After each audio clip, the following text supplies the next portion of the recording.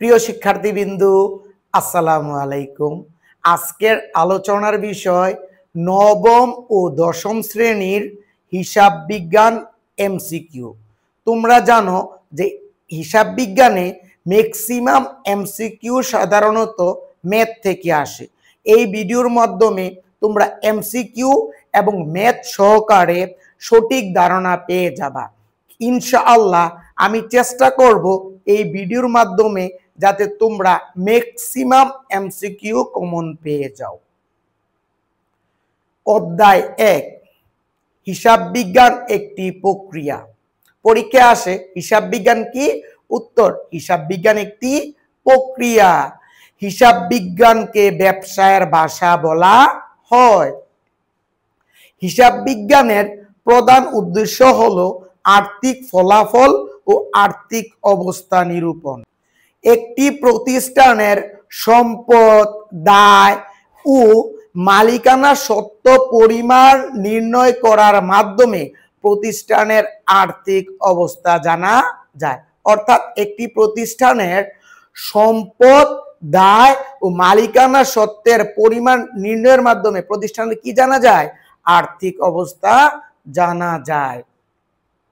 সভ্যতার সূচনা হতে মানুষ গাছের গায়ে, গুহায় বা পাথরের চিহ্ন দিয়ে কি করত? হিসাব রাখত। মানুষ যখন সমাজবদ্ধ হয়ে বসবাস করা শুরু করে তখন তারা কি করে? কৃষিকাজ আরম্ভ করে। তখন তারা গড়ে দাগ কেটে রশিতে গিট দিয়ে ফসলের হিসাব রাখত। হিসাব বিজ্ঞানের জনক লুকা পেসিওলি। তিনি 1494 খ্রিস্টাব্দে সুমা ডি এরিথমেট্রিকা জিওমেট্রিয়া প্রপুরশনিলিটা একটি কাব্যগ্রন্থ লিখেন, যেখানে তিনি হিসাব রক্ষণের মূলনীতি দুতরফা দাখিলা পদ্ধতির ব্যাখ্যা করেন। তিনি ইতালির গণিতবিদ ছিলেন। পরীক্ষায় আসলো যে দুতরফা দাখিলা পদ্ধতির হিসাব বিজ্ঞানের জনক বা দুতরফা দাখিলা পদ্ধতির প্রবর্তক কে? উত্তর, লুকা পেসিও। তিনি কত সালে কাব্যগ্রন্থ লিখেন? 1494 খ্রিস্টাব্দে। তিনি কি ছিলেন? গণিতবিদ ছিলেন। কোথাকার? ইতালির গণিতবিদ ছিলেন। হিসাব বিজ্ঞানকে তত্ত্ব ব্যবস্থাপনা নামে অভিহিত করা হয়। হিসাব বিজ্ঞানের ব্যবহারকারী দুই ধরনের। নাম্বার 1 অভ্যন্তরীণ, 2 নম্বরে হলো বাহ্যিক।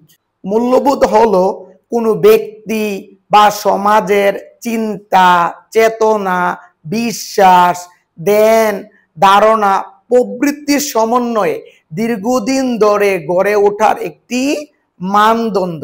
এর ফলে আমরা কি করতে পারি?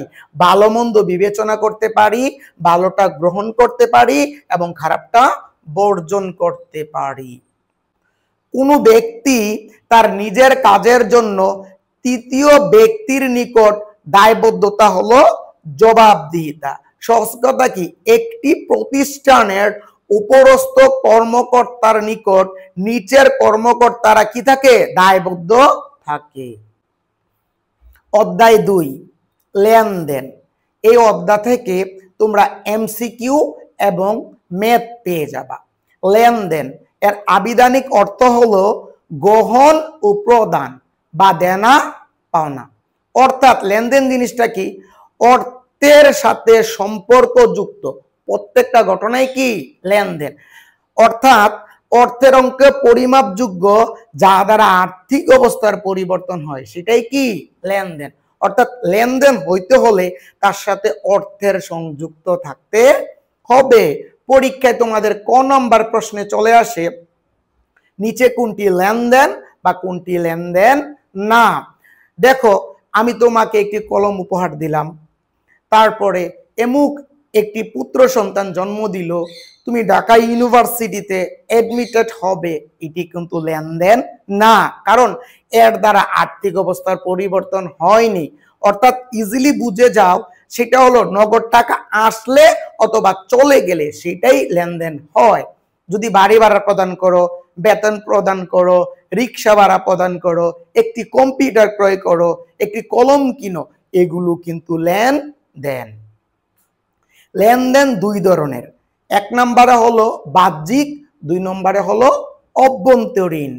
প্রতিটি লেনদেন ঘটনা, কিন্তু প্রতিটি ঘটনা লেনদেন নয়। খেয়াল রাখবা, প্রতিটি লেনদেন কি ঘটনা, কিন্তু প্রত্যেকটি ঘটনা লেনদেন নয়। আমি তোমাকে একটি কলম উপহার দিলাম, এটা কিন্তু ঘটনা, এটা কিন্তু লেনদেন না। যদি তুমি আমার কাছ থেকে একটি কলম কিনো, তখন এটা কি ঘটনা প্লাস লেনদেন। অভ্যন্তরীণ লেনদেন, যন্ত্রপাতির অবচয়। অভ্যন্তরীণ কি প্রতিষ্ঠানের ভিতরে যেগুলো হয়, যেমন দেখো যন্ত্রপাতির অবচয়, তোমার টাকা কিন্তু এখানে অনেক খরচ হবে, সেটা কিন্তু অভ্যন্তরীণ লেনদেন। আর বাহ্যিক লেনদেন হলো কোনো সরবরাহকারীর নিকট হতে যদি পণ্য ক্রয় করা হয়, খেয়াল করো, কোনো সরবরাহকারীর নিকট হতে পণ্য ক্রয়, তারপরে প্রতিষ্ঠান থেকে বাড়িওয়ালাকে বাড়ি ভাড়া প্রদান, এটা হলো বাহ্যিক লেনদেন। লেনদেনের বৈশিষ্ট্য 7টি। অর্থের অঙ্কে পরিমাপযোগ্য, অর্থাৎ লেনদেন কি অর্থের অঙ্কে পরিমাপযোগ্য। দেখো এটার দাম এত, এটার দাম তত। আর্থিক অবস্থার পরিবর্তন, লেনদেনের ফলে দুই ব্যক্তির মধ্যে আর্থিক অবস্থার পরিবর্তন হয়ে থাকে। দ্বৈত সত্তা, প্রতিটি লেনদেনেরই দুইটি পক্ষ থাকা, একটি পক্ষ সুবিধা গ্রহণ করবে, অপর পক্ষ সুবিধা প্রদান করবে। দ্বৈত সত্তা দ্যাট মিন্স কি দুইটি পক্ষ থাকা। স্বয়ংসম্পূর্ণ ও স্বতন্ত্র, দৃশ্যমানতা বা অদৃশ্যমান লেনদেন, অর্থাৎ সব লেনদেন যে দেখা যাবে সেটা কোনো কিন্তু বলা যায় না। দেখো সম্পত্তির অবচয়, আসবাবপত্র, যন্ত্রপাতি, দালান কোঠা, এগুলা যখন আমরা অনেকদিন ব্যবহার করি, এগুলোর কি হয় অপচয় হয়ে থাকে। ঐতিহাসিক ঘটনা হিসাব সমীকরণ, প্রতিটি লেনদেন হিসাব সমীকরণের প্রভাব বিস্তার করে। মৌলিক হিসাব সমীকরণ মানে হিসাব সমীকরণটা ভালো করে খেয়াল করো।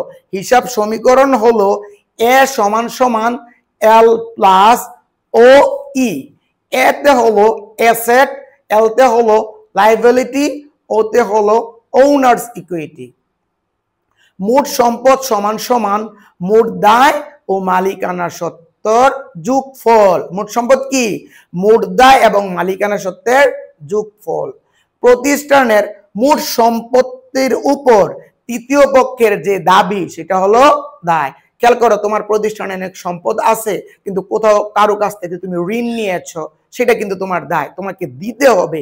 কেউ তোমার কাছে টাকা পাও না, ওইটা কিন্তু তোমার দায়, দিতে হবে। দায় দ্যাট মিন্স কি যেটা তোমাকে দিতে হবে, তুমি নিয়েছো, যেটা তোমাকে দিতে হবে সেটা হলো দায়। ব্যবসায় সম্পত্তির উপর মালিকের দাবি হলো মালিকানা সত্ত্ব। খেয়াল করো, তোমার একটা ব্যবসা আছে, এটার উপরে তোমার অবশ্যই যে দাবি আছে সেটা কি মালিকানা সত্ত্ব। এখন যেগুলো বলবো এই অধ্যায়ের মধ্যে সবচেয়ে বেশি ইম্পর্টেন্ট এমসিকিউ গুলো। মালিকানা সত্ত্বর প্রভাবিত করার 4টি উপায়: মালিকের বিনিয়োগ, আয়, উত্তোলন ও ব্যয় বা খরচ। হিসাব সমীকরণের বর্ধিত রূপ, এটা প্রায় পরীক্ষায় আসে। এ সমান সমান L plus bracket C minus D plus R minus E, তারপর ব্র্যাকেট। মোট সম্পদ বাড়লে মোট দায় ও মালিকানা সত্ত্ব বাড়ে। মোট সম্পদ কমলে মোট দায় অথবা মালিকানা সত্ত্ব কমে। একটি সম্পদ বাড়লে আরেকটি সম্পদ কমে। মালিকানা সত্ত্ব বাড়লে মোট দায় কমবে। কোনো ঘটনা লেনদেন হতে হলে অবশ্যই প্রমাণপত্র থাকতে হয়। এই লেনদেনের প্রমাণপত্র হলো ভাউচার। সহজ কথা মনে রাখো, লেনদেনের প্রমাণপত্র কি ভাউচার। প্রত্যেকটি লেনদেন হতে হলে কি থাকতে হবে প্রমাণপত্র থাকতে হবে। পণ্য ক্রয় ও বিক্রয়ের প্রামাণ্য দলিল হলো চালান এবং ক্যাশ মেমো। বিক্রেতা চালানপত্র তৈরি করে ক্রেতাকে প্রদান করে। তাহলে চালানপত্র কে তৈরি করে? উত্তর বিক্রেতা। ক্রয় ও বিক্রয় জাবেদা তৈরি হয় কিসের উপর ভিত্তি করে? চালানের উপর। যখন তোমাদের ক্রয় জাবেদা এবং বিক্রয় জাবেদা পরীক্ষায় চলে আসে, অনেক সময় তোমরা বুঝো না। অ্যাকচুয়ালি বোঝার সহজ পদ্ধতি কি, যেখানে চালান থাকবে ওইগুলো দিয়ে ক্রয়গুলো দিয়ে ক্রয় জাবেদা, বিক্রিগুলো দিয়ে বিক্রয় জাবেদা। অনেক সময় পরীক্ষায় আসে আনুষঙ্গিক খরচ কোনটি, খেয়াল করো, পরিবহন, বীমা, পেকিং খরচ, এগুলো হলো আনুষঙ্গিক খরচ। ভাউচার দুই প্রকার, debit voucher, credit voucher. Debit ভাউচারে ব্যবহৃত হয় পণ্য ক্রয় ও ব্যয়ের পক্ষে। তাহলে ডেবিট ভাউচার ব্যবহৃত কি, পণ্য ক্রয় ও ব্যয়ের পক্ষে। পণ্য বিক্রয় ও আয়ের জন্য সাধারণত ক্রেডিট ভাউচার ব্যবহার করা হয়। ডেবিট নোট তৈরি করে ক্রেতা, ক্রেডিট নোট তৈরি করে বিক্রেতা। আরেকটি কথা বলি, ক্রয় ফেরত এবং বিক্রয় ফেরত জাবেদা যখন আমরা তৈরি করব, ডেবিট নোট ও ক্রেডিট নোট এর ভিত্তিতে তৈরি করব। খেয়াল করো, যেখানে ডেবিট নোট থাকবে সেটা মনে করবা ক্রয় ফেরত জাবেদা, আর যেটা ক্রেডিট নোট থাকবে সেটা মনে করবা বিক্রয় ফেরত জাবেদা তৈরি করতে হবে। তৃতীয় অধ্যায়, দুতরফা দাখিলা পদ্ধতি। দুতরফা দাখিলা পদ্ধতি হলো হিসাব রক্ষণের বিজ্ঞানসম্মত, নির্ভরযোগ্য ও পূর্ণাঙ্গ হিসাব পদ্ধতি। তাহলে বিজ্ঞানসম্মত ও নির্ভরযোগ্য পূর্ণাঙ্গ হিসাব পদ্ধতি কোনটি? উত্তর দুতরফা দাখিলা পদ্ধতি। ইতালির গণিতবিদ লুকা পেসিউলি দুতরফা দাখিলার জনক এবং 1494 খ্রিস্টাব্দে তিনি দুতরফা দাখিলা বর্ণনা করেন। দুতরফা দাখিলা পদ্ধতির মূলনীতি বা বৈশিষ্ট্যগুলো হলো লেনদেনের দ্বৈত সত্তা। দ্বৈত সত্তা কি, মানে দুইটি পক্ষ থাকা। প্রতিটি লেনদেনের কয়টা পক্ষ থাকে? দুইটি পক্ষ থাকে। একটি পক্ষ ডেবিট, অন্য পক্ষ ক্রেডিট। দাতা গ্রহীতা, প্রত্যেকটা লেনদেনের দাতা এবং গ্রহীতা থাকে। সুবিধা গ্রহণকারী এবং সুবিধা প্রদানকারী। সুবিধা গ্রহণকারী হলো ডেবিট, সুবিধা প্রদানকারী হলো ক্রেডিট। প্রত্যেকটি লেনদেনের ডেবিট অঙ্ক সর্বদাই ক্রেডিট অঙ্কের টাকার সমান হয়, অর্থাৎ ডেবিট যত টাকা হবে ক্রেডিটও ততটা টাকা হবে। হিসাব সমীকরণের মূল ভিত্তি হলো মোট ডেবিট সমান সমান মোট ক্রেডিট। সম্পদ, দায়, মালিকানা সত্ত্ব হিসাব সমীকরণের মূল উপাদান। হিসাব সমূহকে 5 ভাগে ভাগ করা হয়। দায়ের বিপরীত সম্পর্ক হলো সম্পদের। তাহলে দায়ের বিপরীত সম্পর্ক কার? সম্পদের। ব্যবসায়ের মূল উদ্দেশ্য কি? মুনাফা অর্জন। মালিক ও ব্যবসায় প্রতিষ্ঠানের সত্তা আলাদা। মালিকানা সত্তা আলাদা, ব্যবসায় প্রতিষ্ঠানের সত্তা কি? আলাদা। মালিকানা সত্ত্ব প্রতিষ্ঠানের জন্য এক ধরনের দায়। আয় বৃদ্ধি ও ব্যয় হ্রাস পেলে মালিকানা সত্ত্ব বৃদ্ধি পায়। ব্যয়ের বিপরীত সম্পর্ক হলো আয়ের। হিসাব সংরক্ষণের ধারাবাহিক আবর্তন হলো হিসাব চক্র, মানে হিসাব সংরক্ষণ যে একটির পর একটি পর্যায়ক্রমে আসে বা ধারাবাহিকভাবে কি হয়? আবর্তন হয়, এটা হলো হিসাব চক্র। লেনদেন শনাক্তকরণ হিসাব চক্রের প্রথম ধাপ। লেনদেন সমূহ আলাদা আলাদা শিরোনামে বসে খতিয়ানে। তাহলে লেনদেন সমূহ আলাদা আলাদা শিরোনামে কোথায় বসে? খতিয়ানে বসে। খতিয়ানে কিভাবে লেনদেনগুলো বসে? আলাদা আলাদা শিরোনামে। আর্থিক অবস্থা নিরূপণের জন্য, আর্থিক অবস্থা নির্ণয়ের জন্য অবশ্যই সমন্বয় দাখিলা রাখতে হয়। আর্থিক বিবরণী সহজ করার জন্য প্রস্তুত করা হয় কার্যপত্র। তাহলে কার্যপত্র কেন প্রস্তুত করা হয়? আর্থিক বিবরণী সহজ করার জন্য। এখন যেগুলো বলবো এই অধ্যায় থেকে যে ম্যাথ আসে, আমি এখন যে ম্যাথটা বলবো এই ম্যাথটা তোমাদের পরীক্ষায় 100% ইনশাআল্লাহ চলে আসবে। ক নম্বরে থাকে প্রারম্ভিক মূলধন নির্ণয় করো। প্রারম্ভিক মূলধনটা কি? প্রারম্ভিক সম্পদ মাইনাস প্রারম্ভিক দায়। সম্পদ কোনগুলা সহজে বুঝো, যেগুলো আমরা অনেকদিন ব্যবহার করতে পারি, যেগুলো বিক্রি করলে আমরা অনেক টাকা পেয়ে থাকি, অথবা যেগুলো থেকে আমরা অনেক ধরনের সুযোগ সুবিধা পেয়ে থাকি। খেয়াল করো, আসবাবপত্র, দালান কোঠা, যন্ত্রপাতি, এগুলো সাধারণত কি সম্পদ। তাহলে প্রারম্ভিক মানে কি, বছরের প্রথমে প্রারম্ভিক সম্পদগুলো যোগ করবা, প্রারম্ভিক দায়গুলো যোগ করবা। প্রারম্ভিক সম্পদ থেকে প্রারম্ভিক দায় বাদ দিলে যেটা বের হয় সেটা হলো প্রারম্ভিক মূলধন। খ নম্বরে আসে সমাপনী মূলধনের পরিমাণ নির্ণয় করো। তাহলে সমাপনী মূলধন কিভাবে নির্ণয় করবা? সমাপনী সম্পদ মাইনাস সমাপনী দায়। সমাপনী মানে কি, বছরের শেষে, অর্থাৎ বছরের শেষে যে সম্পদগুলো আছে ওইগুলো যোগ করবা, বছরের শেষে যে দায়গুলো আছে ওইগুলা যোগ করবা। যোগ করলে যেটা সমাপনী সম্পদ থেকে সমাপনী দায় বাদ দিলে যেটা বার হয় সেটা হলো সমাপনী মূলধন। তারপরে গ নম্বরে থাকে লাভ ক্ষতি বা নিট লাভ বা নিট ক্ষতির পরিমাণ নির্ণয় করো। তাহলে কি করবা?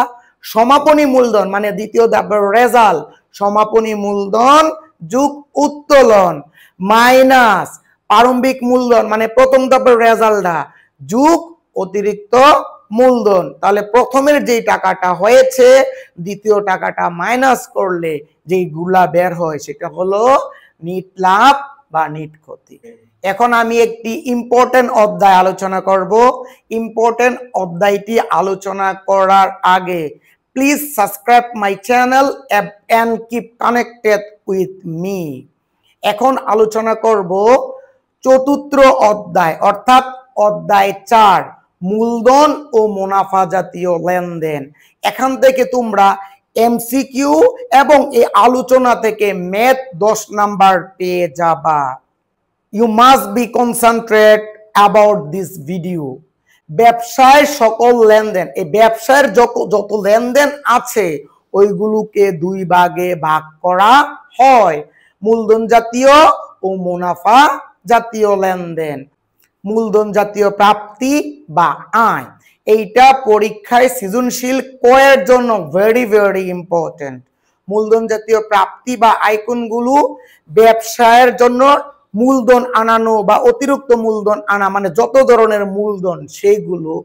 তারপরে হলো ব্যাংক হতে ঋণ গ্রহণ, দুইটা এন্ট্রি খেয়াল করো, ব্যবসার জন্য মূলধন আনানো বা অতিরিক্ত মূলধন, ব্যাংক হতে ঋণ গ্রহণ। তারপরে স্থায়ী সম্পদ যেমন আসবাবপত্র, যন্ত্রপাতি, দালান কোঠা, জমি, বাড়ি গাড়ি, এগুলো বিক্রি করলে। অর্থাৎ মূলধন জাতীয় মানে কি, বড় বড় টাকাগুলো, আর আয় মানে কি, যেগুলো বিক্রি করে আমাদের কাছে বড় অঙ্কের টাকা আসে, ওইটা হলো মূলধন জাতীয় আয়। পরীক্ষায় যদি আসে মূলধন জাতীয় আয়ের পরিমাণ নির্ণয় করো, এই এন্ট্রিগুলো যোগ করে দিলেই হয়ে যাবে। মূলধন জাতীয় প্রাপ্তি ও আয় এক নয়, কিছু পার্থক্য রয়েছে। মূলধন জাতীয় আয় ও মূলধন জাতীয় প্রাপ্তিরই অংশ। মূলধন জাতীয় আয় কি? মূলধন জাতীয় প্রাপ্তিরই একটি অংশ। মূলধন জাতীয় ব্যয়, এখান থেকে প্রশ্ন মানে খ নঙ্গের বেশিরভাগ মূলধন জাতীয় ব্যয়ের পরিমাণ নির্ণয় করো, খ থাকে মাঝে মধ্যে, গয়ে থাকে ইভেন মূলধন জাতীয় আয় ব্যয়, মূলধন জাতীয় ব্যয়ের পরিমাণ নির্ণয় করো, এবং রেয়া মিলও পরীক্ষায় আসে মূলধন জাতীয় ব্যয় নির্ণয় করো। মনোযোগ সহকারে এন্ট্রিগুলো শুনো এবং মুখস্থ করে ফেলবা। ব্যয় মানে কি আমি একটু বলি। মূলধন তো এর আগেই বুঝতে পেরেছো, বড় অঙ্কের টাকা। আর ব্যয় মানে কি, নগদ টাকা চলে যাওয়া। যেমন দেখো স্থায়ী সম্পদ, আসবাবপত্র, যন্ত্রপাতি, দালান কোঠা, মোটর গাড়ি, এগুলো ক্রয় করলে কি হয়, আমাদের টাকা চলে যায়, এটা হলো মূলধন জাতীয় ব্যয়। তাছাড়া দেখো আমরা যে স্থায়ী সম্পদ ক্রয় করি, স্থায়ী সম্পদ ক্রয়ের আমদানি শুল্ক, জাহাজ ভাড়া, পরিবহন খরচ, সংস্থাপন ব্যয়। মনে করো তুমি একটি সম্পদ কিনলা, কেনার পর একটু নষ্ট হয়ে গিয়েছে, ওটাকে তোমার রিপেয়ার করতে হবে, এটা হলো সংস্থাপন ব্যয়। মুনাফা জাতীয় লেনদেন, এই লেনদেনগুলো স্বল্প মেয়াদি, 1 বছরের কম সময় হয়ে থাকে, টাকার পরিমাণটা অনেকটাই কম, এবং এটা কি বারবার সংঘটিত হয়। যেমন দেখো প্রত্যেক দিন আমরা পণ্য সামগ্রী ক্রয় করি, বিক্রি করি, বাড়ি ভাড়া, দোকান ভাড়া, আমরা যাই, রিক্সা ভাড়া যাই দেই, এটা কিন্তু নিয়মিত চলমান, বারবার সংগঠিত হয়। এটি হলো মুনাফা জাতীয় লেনদেন। মুনাফা জাতীয় লেনদেন ও কিন্তু দুই প্রকার: মুনাফা জাতীয় প্রাপ্তি বা আয়, মুনাফা জাতীয় ব্যয়। মুনাফা জাতীয় প্রাপ্তি বা আয় এটা কিন্তু পরীক্ষায় ক নাম্বার সৃজনশীলে থাকতে পারে বা খ অথবা গ, যে কোনো জায়গায় থাকতে পারে। মনে রাখো, মুনাফা জাতীয় প্রাপ্তি বা আয় কোনগুলো?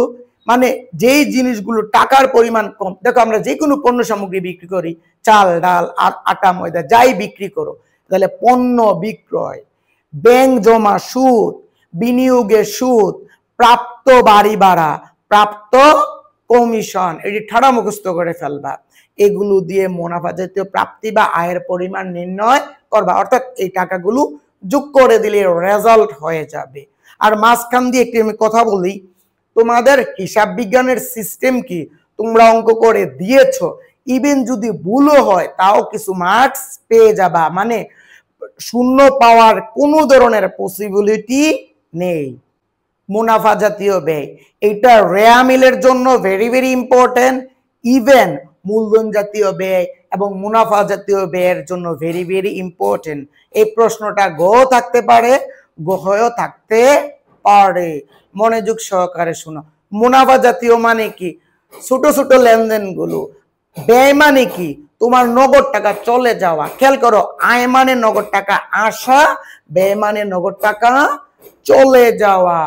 মুনাফা জাতীয় ব্যয় যেমন দেখো, যে কোনো ধরনের পণ্য যখন কিনি আমাদের নগদ টাকা চলে যায়।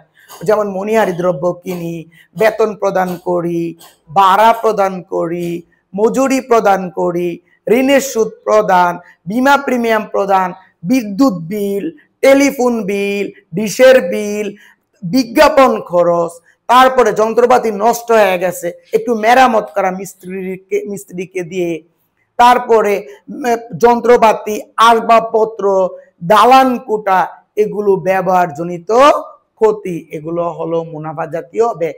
সহজ কথা কি, ছোট ছোট যে ব্যয়গুলো যার মাধ্যমে তোমার কাছ থেকে টাকা চলে যায়, ওইগুলো হলো মুনাফা জাতীয় ব্যয়। মুনাফা জাতীয় আয় ও ব্যয়ের ভিত্তিতে বিশদ আয় বিবরণী প্রস্তুত করে ব্যবসার লাভ ক্ষতির পরিমাণ নির্ণয় করা যায়। তাহলে ব্যবসার লাভ ক্ষতি কিসের মাধ্যমে নির্ণয় করা যায়? মুনাফা জাতীয় আয় ও ব্যয়ের ভিত্তিতে। মূলধন জাতীয় প্রাপ্তি ও মূলধন জাতীয় ব্যয়ের ভিত্তিতে আর্থিক বিবরণী প্রস্তুত করে সম্পদ, দায় ও মালিকানা সত্ত্বের পরিমাণ নির্ণয় করা হয়। বিলম্বিত মুনাফা জাতীয় ব্যয়। মুনাফা জাতীয় হওয়া সত্ত্বেও নির্দিষ্ট হিসাব সীমাবদ্ধ না থেকে একাধিক বছর সমূহের সুবিধা পাওয়া যায়। খেয়াল করো, মানে একটি মুনাফা জাতীয় হওয়া সত্ত্বেও কি এক বছরের মধ্যে সীমাবদ্ধ না থেকে একাধিক বছরে আমরা কি পেয়ে থাকি? সুবিধা পেয়ে থাকি। পরীক্ষায় ক নম্বর প্রশ্নের জন্য ভেরি ভেরি ইম্পর্টেন্ট, পরীক্ষায় ক নম্বরে আসে বিলম্বিত মুনাফা জাতীয় ব্যয়ের পরিমাণ নির্ণয় করো। এক্ষেত্রে জাস্ট সর্বোচ্চ তিনটি মনে রাখো। খেয়াল করো, নতুন পণ্য তৈরির পূর্বে গবেষণা ও পরীক্ষার ব্যয়। নতুন পণ্য তৈরি করার পূর্বে কি? গবেষণা বা পরীক্ষার ব্যয়। বিজ্ঞাপন বাবদ এককালীন বড় অঙ্কের ব্যয়, এই দুইটা। 3 নম্বর হলো ব্যবসায় প্রতিষ্ঠানের স্থানান্তরের ব্যয়। এই তিনটা যোগ করে দিলেই হয়ে যাবে। অধ্যায় 6 জাবেদা। এই অধ্যায় থেকে তোমরা এমসিকিউ এবং 10 নম্বরের ম্যাথ 100% পেয়ে যাবা। জাবেদা হিসাবের প্রাথমিক বা সহায়ক বা সহকারী বই। জাবেদা সংরক্ষণ বাধ্যতামূলক নয়। কোনো লেনদেন সংগঠিত হওয়ার সাথে সাথে বিশদ বিবরণ সহ ডেবিট ও ক্রেডিট বিশ্লেষণ করে তারিখ ও ক্রম অনুসারে সংক্ষিপ্ত ব্যাখ্যা সহ এই জাবেদায় লিপিবদ্ধ করা হয়ে থাকে। জাবেদার লিপিবদ্ধ হলে লেনদেন বাদ পড়ার কি থাকে না? সম্ভাবনা থাকে না, মানে সম্ভাবনা কমে যায়। জাবেদা খতিয়ানের সহায়ক বই আর খতিয়ান হিসাবের পাকা বই, এই দুইটা ইম্পর্টেন্ট। জাবেদা খতিয়ানের সহায়ক বই, খতিয়ান হিসাবের কি বই? পাকা বই। হিসাব বিজ্ঞানের মূল উদ্দেশ্য অর্জিত হয় জাবেদার মাধ্যমে। জাবেদা লেনদেনের প্রামাণ্য দলিল হিসাবে কাজ করে। জাবেদার কলাম বা গড় 5টি। লেনদেনের প্রকৃতি অনুযায়ী জাবেদাকে 2 ভাগে ভাগ করা হয়: বিশেষ জাবেদা, প্রকৃত জাবেদা। বিশেষ জাবেদা 6 প্রকার, প্রকৃত জাবেদা 5 প্রকার। বিশেষ জাবেদায় ব্যবসায়ের প্রায় সমস্ত লেনদেন লিপিবদ্ধ হয়। ক্রয় জাবেদায় প্রতিষ্ঠানের সকল বাকিতে বা ধারে ক্রয় লিপিবদ্ধ করা হয়। বিক্রয় জাবেদায় প্রতিষ্ঠানের সকল ধরনের বাকিতে বা ধারে বিক্রয়গুলো লিপিবদ্ধ করা হয়। আরেকটি কথা বলি, বাকিতে বা ধারে বুঝবা কিভাবে? কোনো ব্যক্তি বা প্রতিষ্ঠানের নাম ও ক্রয় বিক্রয় থাকলে, কোনো ব্যক্তি প্রতিষ্ঠানের নাম থাকবে, ক্রয় বিক্রয় থাকবে, কিন্তু নগদ কথা থাকবে না, ওইগুলো হলো বাকিতে লেনদেন। ক্রয় ফেরত জাবেদায় সাধারণত বাকিতে ক্রয়কৃত পণ্য ফেরত আসলে ক্রয় ফেরত জাবেদায়, আর বিক্রয় ফেরত জাবেদা হলো বাকিতে বিক্রয়কৃত পণ্য ফেরত পাওয়া গেলে বিক্রয় ফেরত জাবেদায়। এখানে একটি ইম্পর্টেন্ট কথা বলি, অনেক সময় কোনটা ক্রয় ফেরত আর কোনটা ক্রয় জাবেদা হবে, কোনটা বিক্রয় জাবেদা হবে, স্টুডেন্টরা বুঝতে প্রবলেম হয়। সো বুঝার সহজ পদ্ধতি কি? যেই এন্ট্রির মধ্যে চালান কথাটি উল্লেখ থাকবে, কি থাকবে? চালান কথাটি উল্লেখ থাকবে, এবং ক্রয়গুলো হবে ক্রয় জাবেদা, বিক্রিগুলো হবে বিক্রয় জাবেদা। আর যে জাবেদায় ডেবিট নোট কথাটি উল্লেখ থাকবে সেটা দিয়ে করবা ক্রয় ফেরত জাবেদা, আর যে জাবেদায় ক্রেডিট নোট কথাটি উল্লেখ থাকবে সেটি দিয়ে করবা বিক্রয় ফেরত জাবেদা। নগদ প্রাপ্তি জাবেদা, নগদে যত ধরনের লেনদেন, মানে নগদে যা পাবা বা নগদে পণ্য বিক্রি করলে সবগুলো নগদ প্রাপ্তি জাবেদায়। খেয়াল করো, নগদে যা পাবা এবং নগদে যা পণ্য বিক্রি করবা সবগুলো হলো নগদ প্রাপ্তি জাবেদায়। দেখো, নগদে যখন তুমি বিক্রি করবা তোমার কাছে নগদ টাকা আসবে, বাড়ি ভাড়া পাইলে নগদ টাকা আসবে, বেতন পেলে নগদ টাকা আসবে। নগদ প্রদান জাবেদায় নগদে পণ্য ক্রয় এবং নগদে যা চলে যাবে নগদ প্রদান জাবেদায় আসবে। কারণ কি? দেখো, নগদে যখন তুমি পণ্য ক্রয় করবা তাহলে কিন্তু তোমার নগদ টাকা চলে যাবে। লেনদেনের সাথে জড়িত 2টি পক্ষ, একটি পক্ষ ডেবিট, অপর একটি পক্ষ ক্রেডিট। জাবেদার ক্ষেত্রে পণ্য, মাল, চেক এগুলোর নামে কিন্তু হিসাব হয় না, মনে রাখবা। তাহলে জাবেদার ক্ষেত্রে কোনগুলোর হিসাব হয় না? পণ্য, মাল, চেক এগুলোর কিন্তু হিসাব হয় না। সাধারণ জাবেদা ও প্রকৃত জাবেদা একই অর্থবোধক। যে সকল লেনদেন বিশেষ জাবেদায় অন্তর্ভুক্ত হয় না সেই সকল লেনদেন প্রকৃত জাবেদায় আসে। ভুল সংশোধনের জন্য প্রদানকৃত জাবেদা হলো ভুল সংশোধনী জাবেদা। সমাপনী জাবেদা দ্বারা মুনাফা জাতীয় আয় ও ব্যয় হিসাব বন্ধ করা হয়। ব্যবসায় প্রতিষ্ঠান একটি চলমান প্রক্রিয়া। ব্যবসা প্রতিষ্ঠান কি? একটি চলমান প্রক্রিয়া। এই কথাগুলো অনেক ইম্পর্টেন্ট, একটু মনোযোগ সহকারে শোনো। বাট্টা, কোনো বস্তুর নির্ধারিত মূল্য অপেক্ষায় কম মূল্য হচ্ছে বাট্টা। বাট্টা 2 প্রকার, কারবারি বাট্টা, নগদ বাট্টা।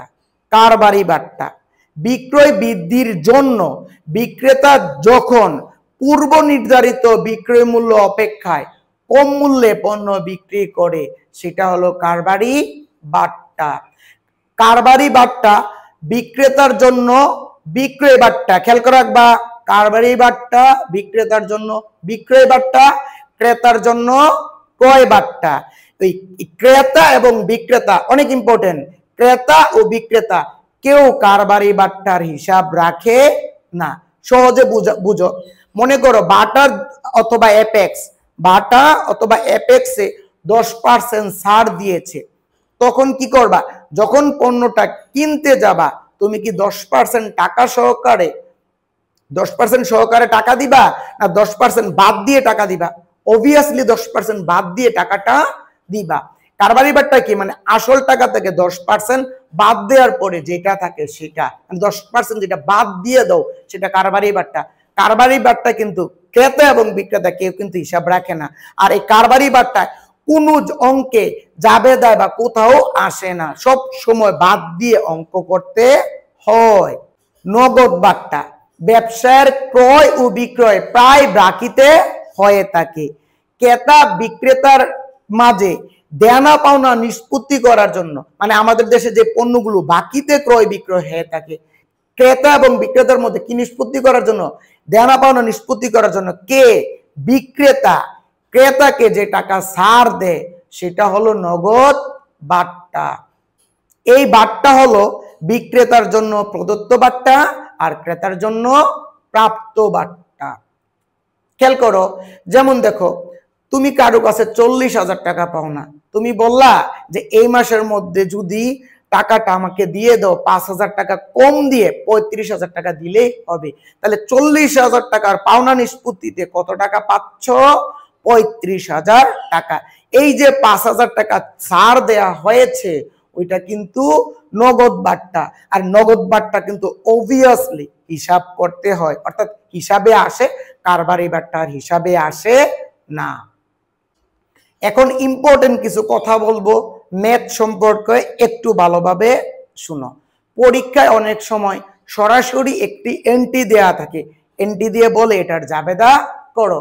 সাপোজ দেখো ব্যক্তিগত প্রয়োজনে পণ্য উত্তোলন 10,000 টাকা, তাহলে উত্তোলন হিসাব ডেবিট, ক্রয় হিসাব ক্রেডিট, এটার জাবেদা এরকম জাবেদা অনেক দেয়া থাকতে পারে। আবার অনেক সময় পরীক্ষা থাকে, খেয়াল করো 10% বাট্টায় রিমনের নিকট হতে ক্রয়। এই যে 10% বাট্টায় রিমনের নিকট থেকে ক্রয় 20,000 টাকা, জাবেদা নরমালি কি হবে? ক্রয় হিসাব ডেবিট, রিমন বা পাওনাদার ক্রেডিট, কারণ ক্রয়ের সাথে পাওনাদারের সম্পর্ক। কিন্তু টাকা কিন্তু 20,000 টাকা হবে না। কারণ কি? ক্রয় ও বিক্রয় বাট্টা কি? কারবারি বাট্টা। কারবারি বাট্টা কি করতে হয়? আসল টাকা থেকে বাদ দিয়ে কিন্তু অঙ্ক করতে হয়। তাহলে বিক্রি করেছো কত? 20,000 টাকা। তাহলে 20,000 টাকার 10% কত? 2,000 টাকা। তাহলে 20,000 টাকা থেকে 2,000 টাকা বাদ দিলে থাকে কত? 18,000 টাকা। এই 18,000 টাকার তোমার জাবেদা করতে হবে। ক্রয় হিসাব ডেবিট 18,000 টাকা, পাওনাদার হিসাব ক্রেডিট 18,000 টাকা। মনে রাখতে হবে কিন্তু চালানের উপর ভিত্তি করে ক্রয় জাবেদা প্রস্তুত করা হয়।